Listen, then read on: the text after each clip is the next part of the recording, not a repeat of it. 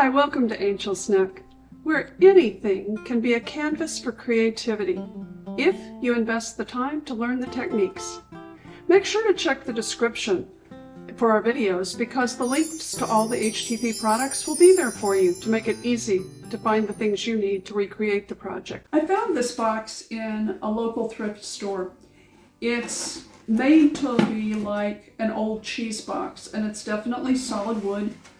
There's thin layers of wood that have been bent, but it was not made well like the classic cheese boxes of years ago.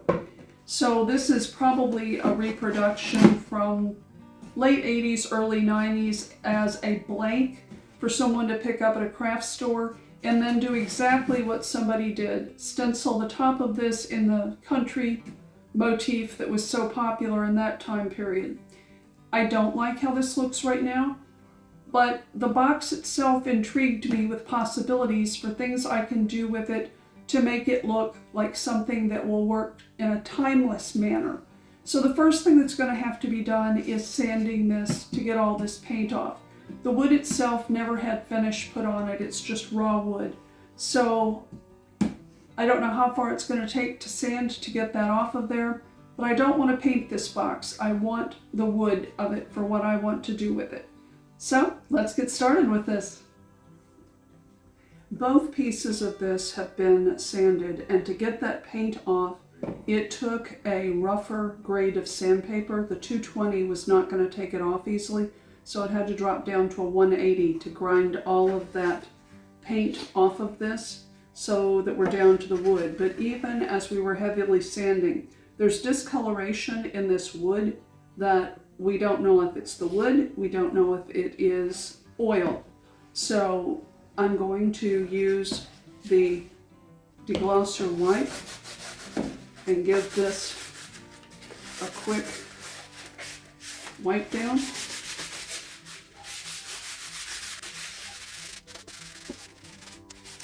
And there's definitely something coming off of it because this was well wiped down from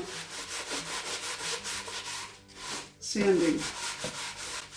So there is something in this.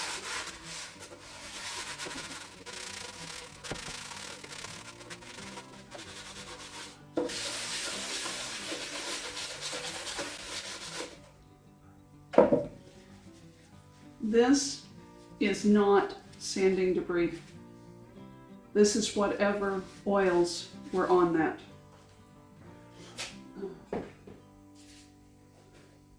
Now, what I'm going to use on this, I did not go back and do a smooth sand with 220 grit because I want this to be a little bit more organic with my finish when I finish with it, because I'm going to be applying willow twigs and dried leaves and flowers onto this to create a botanical piece. So what I'm going to be using, I just got my can of the new Provincial stain, and it's a little bit deceiving. When you look into the can, you can see a very clear gray tone into it, but when you see it on wood, it is a gorgeous neutral brown. It's very pretty. So when you open it and you think, oh, I've got gray stain and I didn't want gray stain, it's not what it's going to look like on the wood. It's very beautiful and definitely can go with any color, warm or cool, that you're working with. So that's what I'm going to use on this. And I'm going to use, I was going to use a pad, but when I look back at this again and I look at the grooves on this, instead I'm going to cut a piece of t-shirt and use that on this too, because it's going to give me more control than this pad is. So we'll stop the camera for a minute and I will get that cut and come back to you. Alrighty, got my rag. I don't get very much onto this, and then I tap it onto a spot on my paper plate so that I do not have a big glob of it to put on here.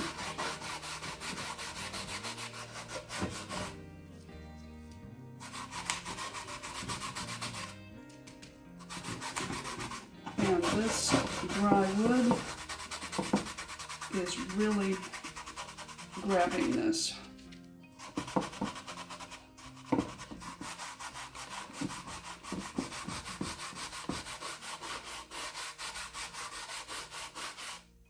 Which is why I'm rubbing more, so that I can bring the grain back out and not have this look like I put paint on it.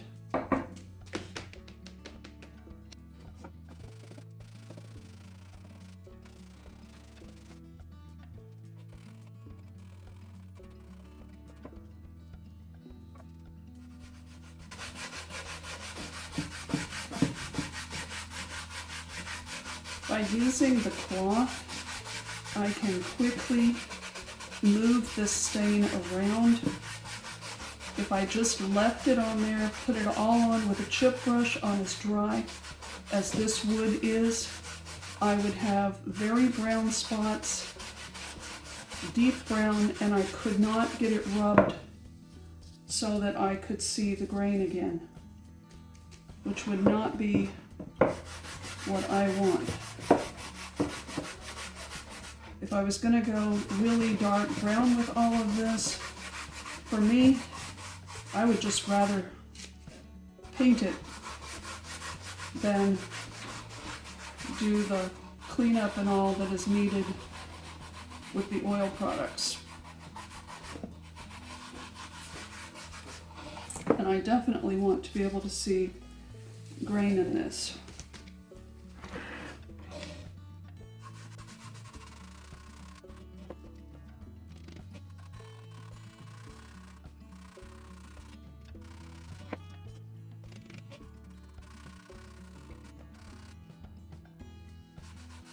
And I prefer the control that I have with this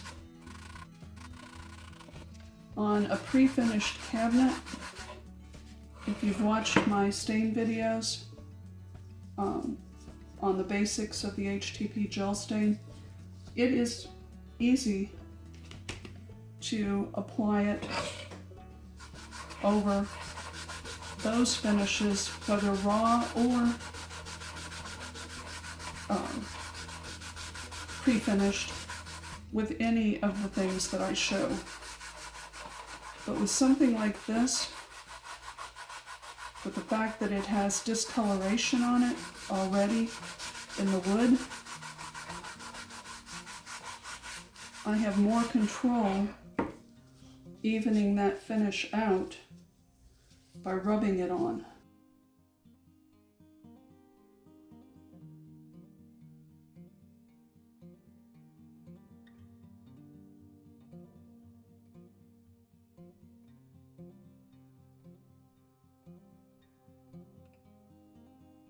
Make sure on stuff like this that if it's got a band, that you get stain on the upper part of that band as well.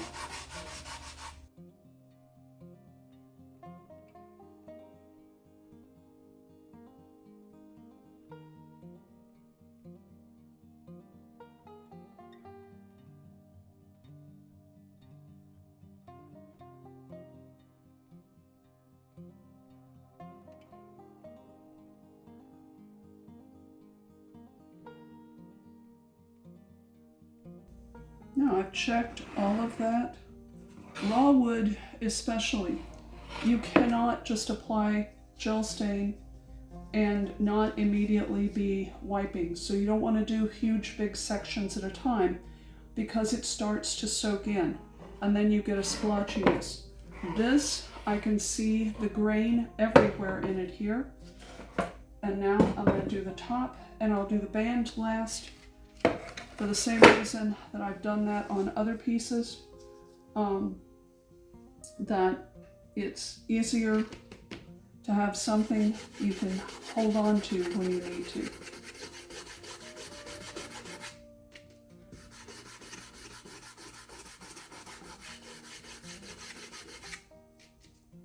But you can see by rubbing it in and controlling where I'm putting it, a lot of the discoloration that was showing in this wood on this side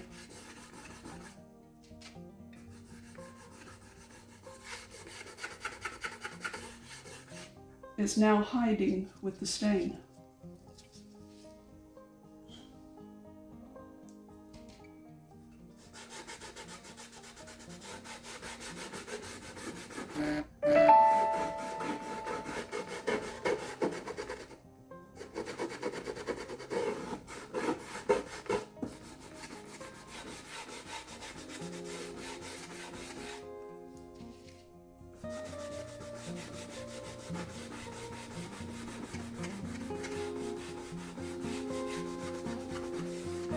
And I'm following the grain line on this. I'm not just smearing it on anyway and then trying to wipe it back.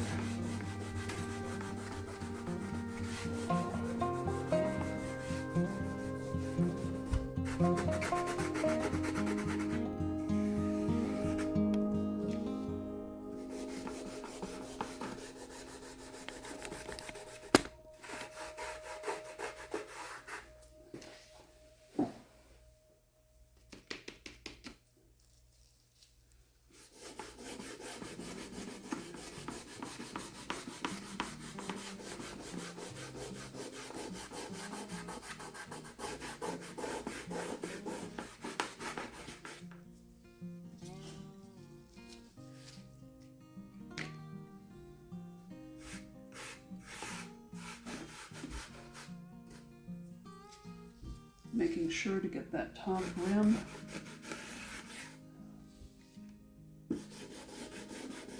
So it's easy to forget that when you pick it up to do.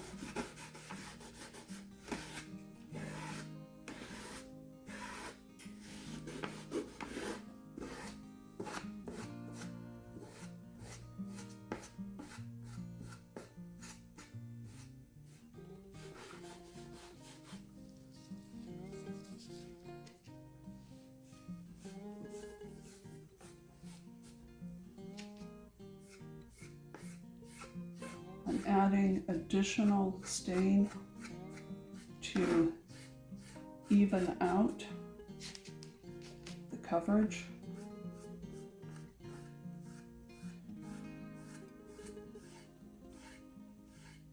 You just can't put a thick blob. You have to make sure you've feathered it out. So I'm using a very light touch to do that.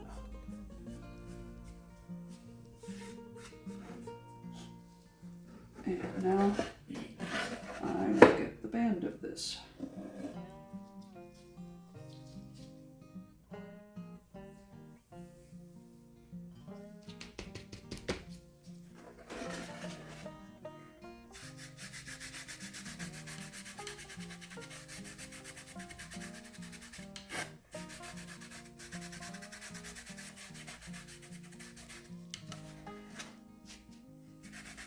This did not get sanded as heavily,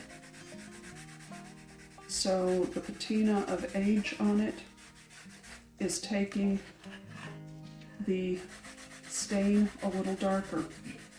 But I'm happy with that. I wanted the band to be darker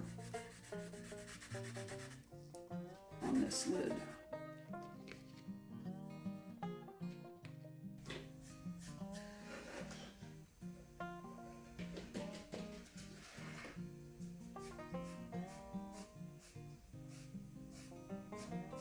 Where that was lighter and not wanting to blend in, I added more stain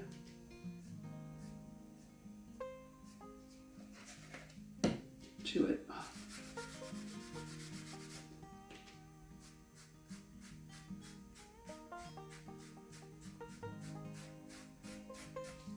And used a very light touch, wiping on it.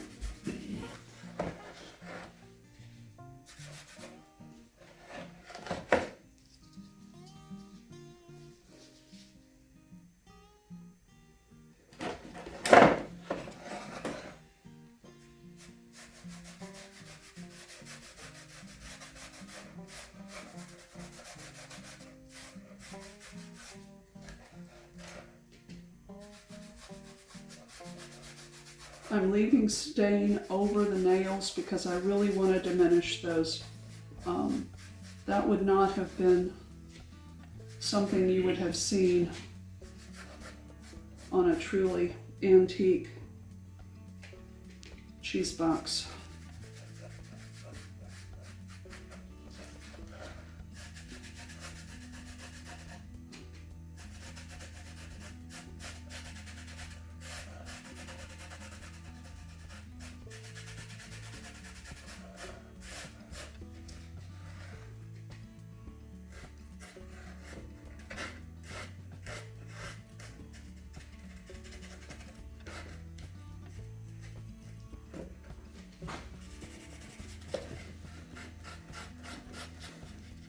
I have to wiggle around on this, but my last strokes with it are following the grain.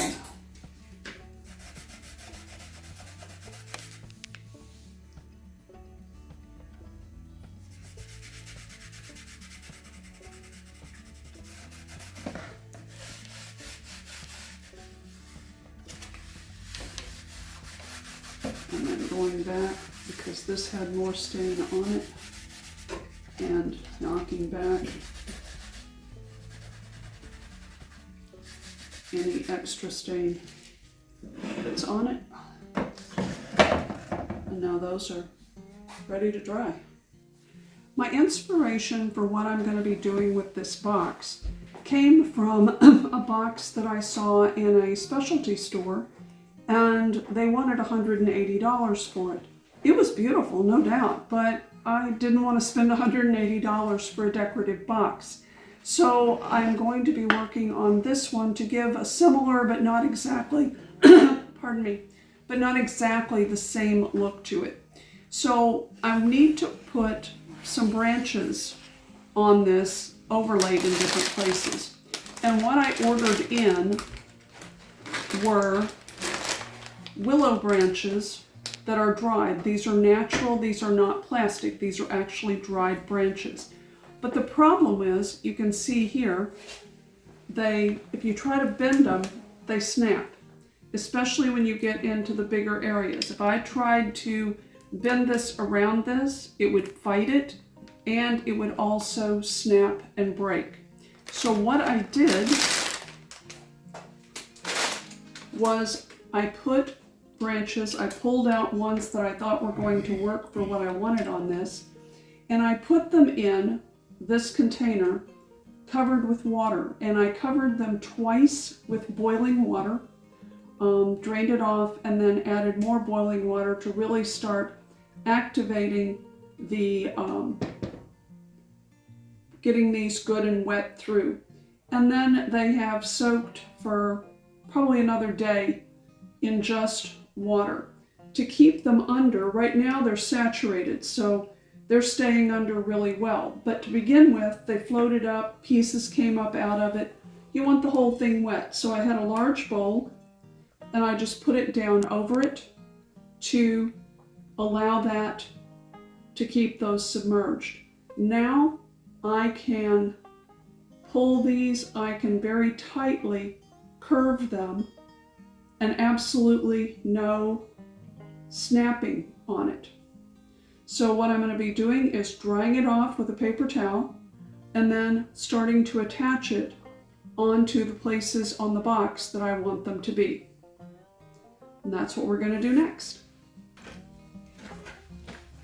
What I'm using is my friend, the JB Weld Super Glue Light Activated product. And this is going to be a very slow process because you've really got to give this its full time to glue down to do this. But what I'm doing is adding bits of a little, like a 1/4 inch run of the JB Weld glue, activating it with light and giving it extra time from what I normally would, so that it can hold on to this.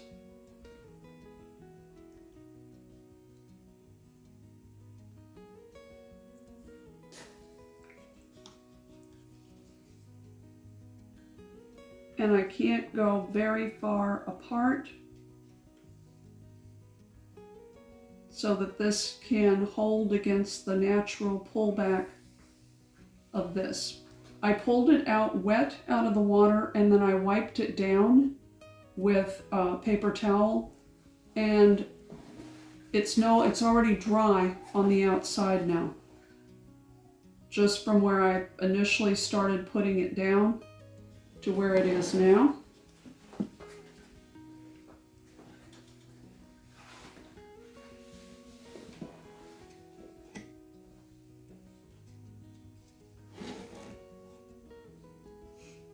And I want to avoid having the super glue coming out because I want the matte finish that the stain dried as over the raw wood. If it had not been raw wood on this box, it would have dried with a satin stain. But I like the matte for this box and for what I'm trying to create with this because I want it to have a natural aged look to it.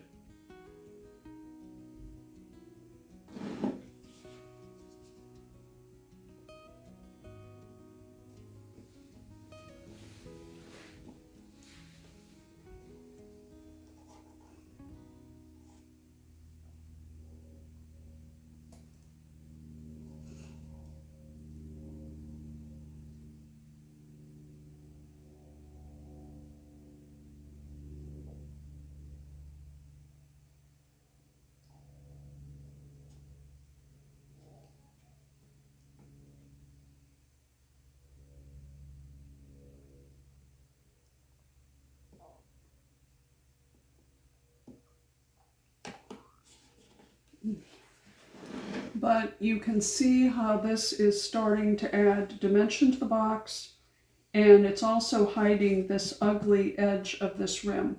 So that's what I'm going to be doing on the rest of this, around the top of this and around the base, and I'm contemplating doing it on the bottom band here, but I'll definitely do it along this bottom piece down here and along the inside of the box because there's a really rough edge on the inside of the box, just to make that look better on the inside too. I purchased a variety of dried flowers, dried leaves in multi-packs, so you don't know what you're going to get.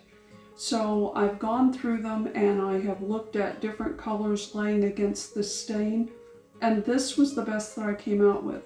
This are real pine cones that I pulled off of the trees for the outside lighthouse and saved them, thinking there's going to be a time I'm going to want those, and this is the time, because they're going to go on some other places on this too.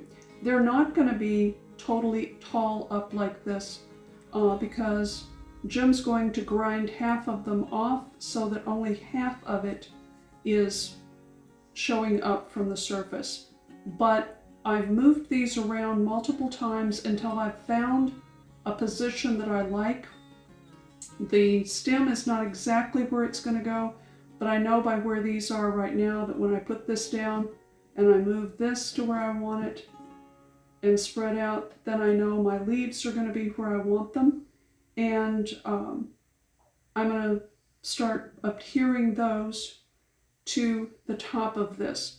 But I wanted you to realize that it's not something that you just start putting it on and hope it comes out okay. And I've also got a very tiny pair, which I've now misplaced for the moment. Here they are. A very tiny pair of tweezers that let me pick these up to put them down. And what I'm going to try with this, because I don't want to saturate these, but I want them to stick, is I'm going to try putting clear fingernail polish underneath, lifting up, putting polish down, lifting up, putting some polish down to adhere them, and then I want to spray all of this when it's completely finished with a matte top coat. The stain doesn't need it, the box doesn't need it, but these dried flowers and the stems and pine cones do if I don't want them to deteriorate over time. They're going to need a couple of coats of top coat. But I wanted to pause in what I was doing with this since I was laying this out Jim has built a really cool jig that I'll show you later that is helping to dry the stems in a bend, which is going to make it easier to apply the rest of them on here. It worked without the jig, but Jim is a master at finding easier ways to do things, and his jig is working very well to give us a already beginning curve, so it's easier to put these down and it's not as hard a fight to make sure they stay in here. So I'm going to put this on and then continue putting the rest of the stems on the outside of this. To help make it a little faster and easier to get the twigs bent and adhered to the box, Jim made a jig for me that is similar to what you do when you're actually bending woods to create curves. You always want the curve that you bend to be smaller than the curve you actually need. So Jim found that one of the paint buckets that we had on the shelf was pretty much the perfect size to get the twigs bent in here. The reason the block of wood is in here and it's screwed on to the bottom to keep it from moving is the bucket tapers out. So you want to be able to keep the twigs forced in place. So wedges were put underneath it to push this, but still leave a gap that you can see here to put the wider ends of these that don't want to bend. They're really stubborn. Even when they're damp, they don't want to go. But that kept those pushed in place so that the wet twigs could go around, and then the ones that wanted to pop off, just painter's tape over it to hold them in place. The reason it helps to make the curve and to hold the curve is on the back side of the twig where it's against the bucket. That dries slower because the water can't evaporate as fast. But on the front side, the water evaporates really quickly, pulling that twig, or in the case of bending wood, the wood pulls into that curve and dries, while the outer part dries slower and stays with a different bend on it. The contraction of it keeps this bent. And you'll be able to see when I pull one of these out, it's like this in the bucket, but then it springs out a little, but it's not tons. But now I have a piece that's really malleable to be able to quickly glue it on. I still have to wait for it to dry, but now I've got a bend that's easy for me to work with. And depending on what I decide to do on the sides of the box, I've got bends that are pre-made to work on that as well. So I'm going to keep working on putting the twigs on, and I'll be back with you later.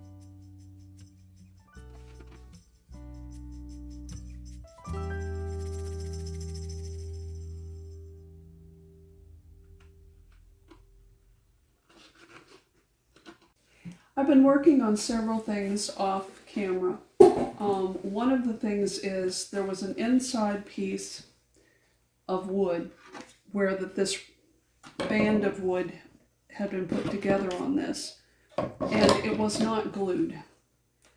We had taken off one of the extensions, but now instead of this hanging out in here like it was, like a straight line up here, it's fit into the side, and that's helping to round this box better. The top is finished. It has all of the work on it. It has not been sprayed yet, but it's all completely assembled. So the base is what I'm still working on here.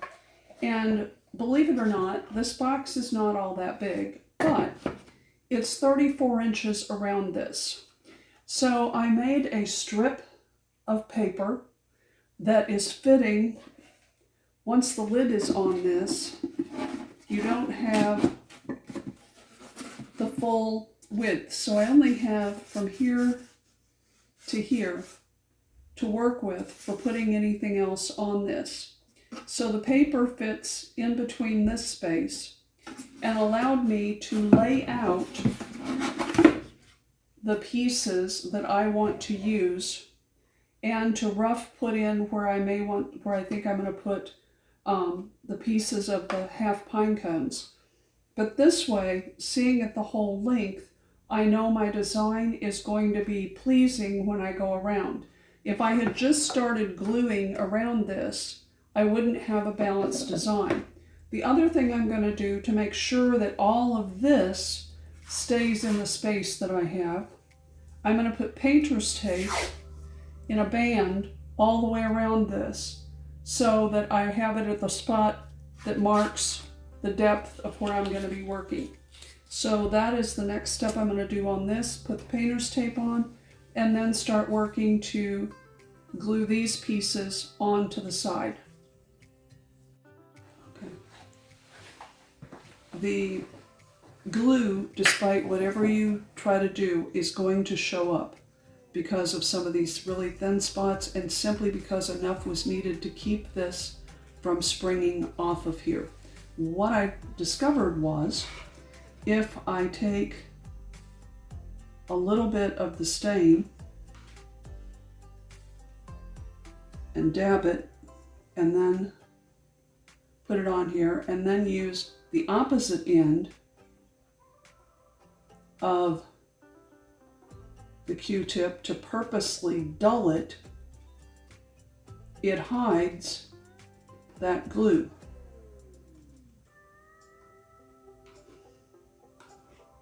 So I've already done it to the entire top, and now I'm doing it to this. And I'm still using it with it all stringy because it gets into these tight places that otherwise would not. And by messing with it, I'm dulling the natural satin sheen of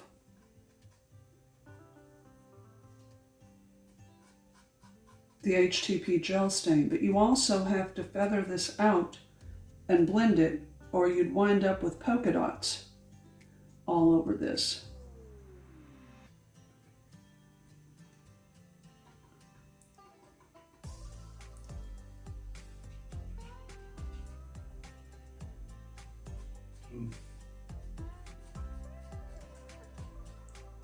So that's what I'm going to continue doing around this to get this all muted down. The box is complete now, and it's had 2 coats of matte UV protectant clear coat put on it, the spray form. Trying to brush anything on this would be really difficult, and you'd wind up with high and low spots. The Krylon products, they also have a triple coat that I really prefer, but this is going to work fine on this. The gel stain itself did not need any top coat, even with it looking matte like this over raw wood. But all these pieces, and I started to say, I'm sorry, Krylon is the best product I've found for it. I don't like the durability. Usually I love Rust-Oleum. I don't like their UV protectant clear coat. The Krylon works the best. And now this is completely finished. The clear coat was to protect the leaves, the pine cones, the twigs, because those are all real organic products. None of that is silk, none of it is fake, and I wanted this to be a very organic piece with nothing fake on it. On the inside, to hide the ugly way that it was put together in there, I added trim into the bottom of this. And then going around it, I did not do an exact pattern of this. I let the stems create their own pattern, which is even helping to camouflage this ugly piece right here on this. But by going around this, you can see that it changes as it goes. There's not a specific pattern. I added 2 runs of the twigs around the bottom band because the top band was looking heavy against the bottom of this, so that helped to balance that out. One of the things with something like this, what I showed you where I did the paper for the band around this, for one thing, you don't necessarily think it's almost 3 feet around this box. It's hard to wrap your head around that. The other thing is, by laying things out, you can figure out what's visually pleasing, what fits in the space. This was a cheap thrift store box that really was not a major investment. So if it messed up, the world doesn't end. You just have fun with something like this. And I did similar projects to this, not on boxes, but as art projects, when I was teaching a course called The Naturalist, to engage children in seeing how botanicals are art. Things you collect from nature can be created into an art piece. And now this piece is something that can go with almost any style home as just an eclectic piece of decor. And it definitely is a huge change from where it started. It was a lot of fun to put together. I hope you've enjoyed it, and I hope it inspires you to try something similar, or just to take the risk that grab something from a thrift store, try something with it, see what happens. It's not a big loss, and you might find out you have something really beautiful when you're finished. Thanks for joining us. Please subscribe and come back soon.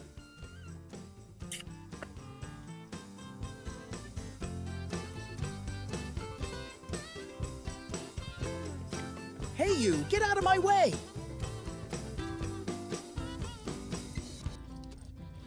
Coming through. I'm curious. Do you like what my mum and pa are doing with this YouTube channel? Do you want to see them do more videos like this? If so, I have something to say about it. Mom and Pa are working their butts off here. Do it, do it. Clickety-click the buttons.